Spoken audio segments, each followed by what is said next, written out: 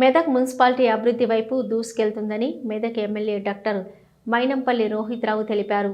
మెదక్ పట్టణంలోని 7, 8, 20 వార్డులలో పలు అభివృద్ధి పనులకు శంకుస్థాపనలు, ప్రారంభోత్సవాలు చేశారు.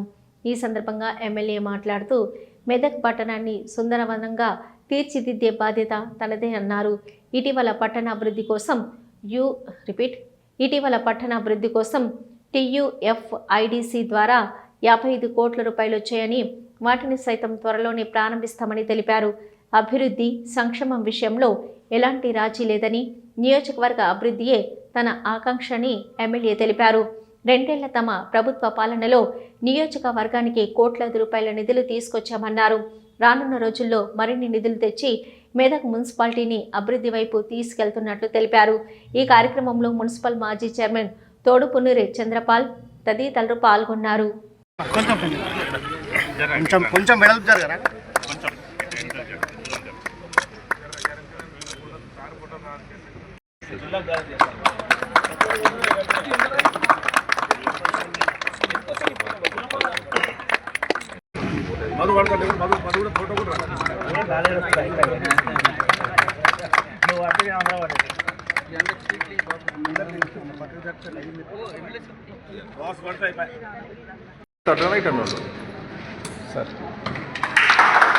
మెదక్ పట్టణంలో పలు అభివృద్ధి కార్యక్రమాలకి శంకుస్థాపన చేయడం జరిగింది.